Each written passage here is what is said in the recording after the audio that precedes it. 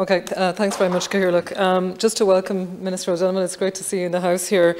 I suppose I'm very happy to hear about the interdepartmental groups that you're setting up. And also, I suppose you've spoken very clearly about CFRAMs and also the funding that's there to protect people, property and businesses. If I can speak again about the area where I'm from, the west of Ireland, where we have the biggest rivers, the Shannon, and the River Suck, that actually is the largest tributary that flows into the River Shannon. The River Suck, again, is the county boundary. Like with many counties, the rivers are the natural boundary between Roscommon and Galway, and Senator Murphy would know this extremely well. And we have been impacted by huge flooding in that area.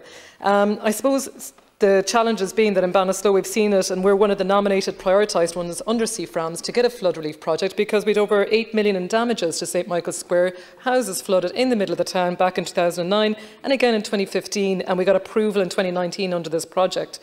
But it's not really moving that fast. We've had consultation, it's now moving into the next stage, but it's slow.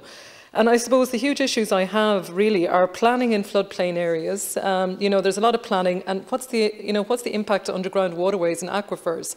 Huge amount of those in the west in particular. I suppose I wouldn't know so much in other areas, but it's a limestone area, huge amount of underground waterways. There is a huge impact to construction and flooding in other areas further on down from the towns.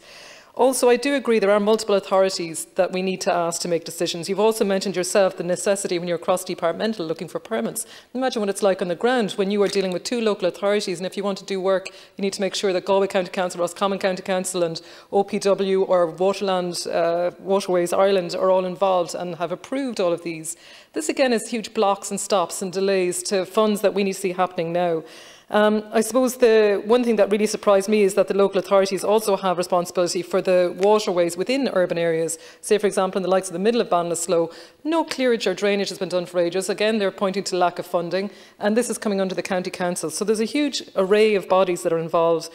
I suppose what I would like to just ask the Minister about, in terms of, I suppose those are some of the issues, but the questions I'd just like to ask are in relation to the resources in OPW and PWS. Are there any increased allocations to deal with the passage of permits between departments? And if I could just mention those, I might follow up with you separately. Yeah,